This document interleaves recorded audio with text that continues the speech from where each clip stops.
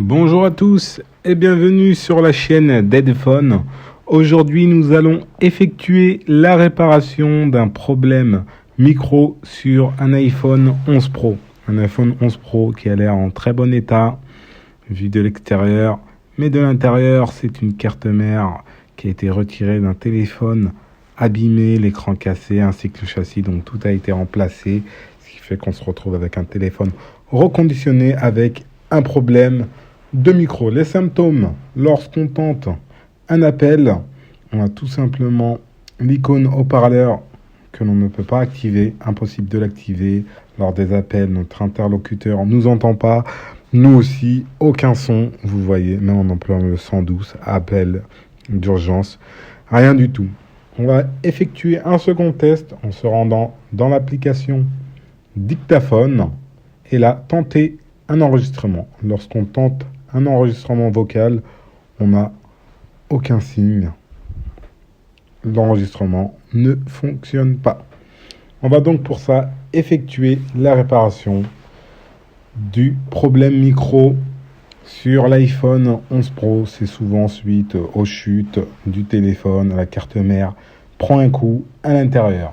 N'hésitez pas à vous abonner à notre chaîne YouTube afin de rater aucune de nos vidéos concernant les symptômes sur les iPhones ainsi que sur les autres appareils. On va donc ouvrir le téléphone. On a donc ouvert le téléphone. C'est un iPhone qui a déjà été ouvert. Diagnostic déjà effectué dans d'autres boutiques. C'est bel et bien la carte mère qui a un problème. Alors on a une vis qui manque. C'est pas le plus gros du problème. On va donc retirer la carte mère afin d'atteindre le circuit audio, ce qui gère notre audio. On retire donc notre carte mère que voici. Voici à quoi ressemble la carte mère de votre téléphone. C'est le cerveau du téléphone, grosso modo. Ce qui fait fonctionner toutes vos caméras, vos micros, tout passe par ici. Donc voilà, voici la carte mère. On a deux cartes mères entresoudées, séparées par une petite jonction qui fait office d'interconnexion entre les deux parties, la partie haute et la partie basse que l'on va dessouder. On va avant ça retirer les petits joints car on va monter en température. On va utiliser pour ça une petite plaque chauffante spécialement conçue pour le modèle iPhone 11 Pro.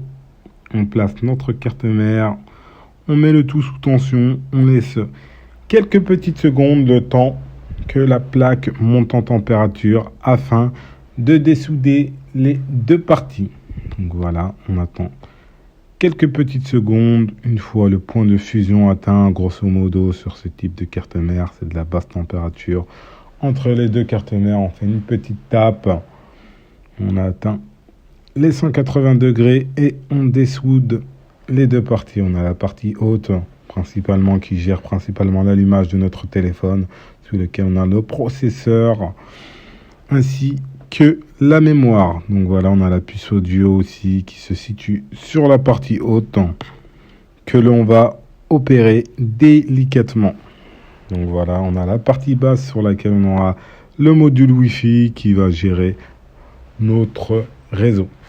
On retire la pâte thermique, on effectue un bon petit nettoyage. On peut apercevoir à la puce notre processeur A13 qui équipe toute la série, la gamme des iPhone 11, 11 Pro, 11 Pro Max. On a juste à côté notre puce audio. Voici, c'est celle-ci, la puce audio que l'on va remplacer.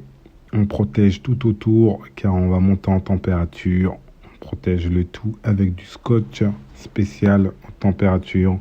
On va ensuite appliquer un peu de flux afin de dessouder la petite puce qui gère nos micros.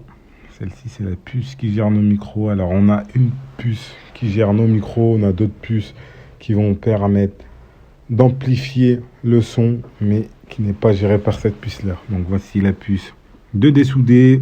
On va vérifier toutes nos pads. On va ensuite effectuer un bon petit nettoyage de toute la surface avant d'effectuer le test de toutes nos petites billes de connexion qui se connectent à la puce avant de la remplacer. Alors nous, on a tout checké, hein, tout est nickel.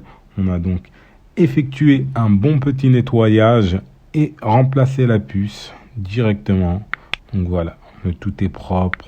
On effectue un bon petit nettoyage et on ressoude la nouvelle puce. On va pour ça réappliquer un peu de flux, la même opération. Réappliquer un peu de flux. On calibre notre nouvelle puce bien en place. Voilà, délicatement. On va ensuite monter le tout en température. Alors cette maladie, elle est aussi connue sur l'iPhone 7. L'iPhone 7, c'était une très très très grosse maladie. Une maladie qu'Apple a reconnue sur les iPhone 7. N'hésitez pas, on vous met la vidéo juste en lien, juste en haut à droite de la vidéo afin que vous puissiez la visionner. Donc voilà, on a atteint le point de fusion. On effectue une petite tape, s'assurer que la puce soit bien en place. C'est nickel.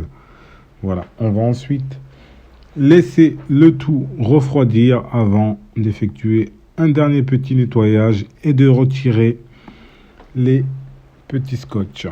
Donc voilà, scotch de protection. On retire le tout et on va réassembler le tout sur la partie basse qu'on a au préalable effectué un rebillage de toute la surface. On a recréé des nouvelles billes de connexion à l'aide du pochoir que vous pouvez apercevoir. On a donc notre partie basse qui est prête. On va donc ressouder les deux parties ensemble après que la puce audio ait été remplacée. La même opération. On utilise notre petite plaque chauffante. On se calibre bien. On aligne le tout bien comme il faut. Voilà, on s'assure que le tout soit bien aligné. On va ensuite laisser le tout monter en température afin que les deux parties se soudent entre elles. Voilà, on va laisser le tout mouliner quelques petites minutes. Voilà, on a laissé la carte mère refroidir. On retire le tout. Voilà, le tout est bien soudé. On a notre carte mère prête. On vérifie que tout soit bien nickel avant de réinstaller le tout. Donc voilà, on peut apercevoir les billes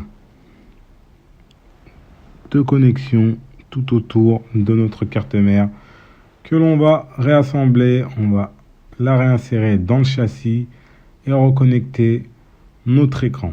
Donc on la reconnecte juste histoire d'effectuer les petits tests. On va pas installer les plaques. On va vraiment effectuer les petits tests, s'assurer que nos micros refonctionnent.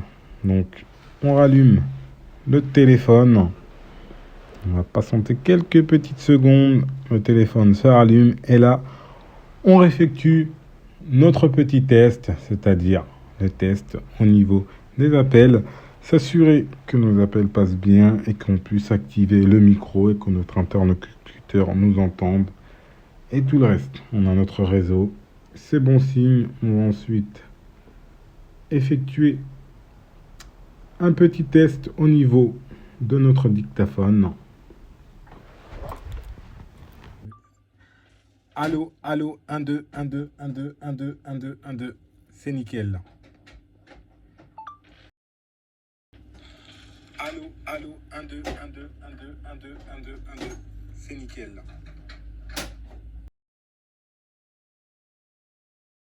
Donc voilà, le tout est nickel.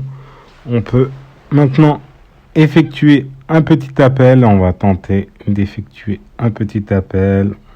On compose le petit numéro. Et là, tout est bon. On peut activer le haut-parleur et le désactiver. Donc voilà, n'hésitez pas si jamais vous avez un problème au niveau du micro de votre iPhone 7 de nous contacter. Vous aurez tout au niveau du descriptif de la vidéo. Et surtout, n'oubliez pas, abonnez-vous à notre chaîne YouTube. Et à la prochaine pour de nouvelles vidéos sur la chaîne d'Headphone.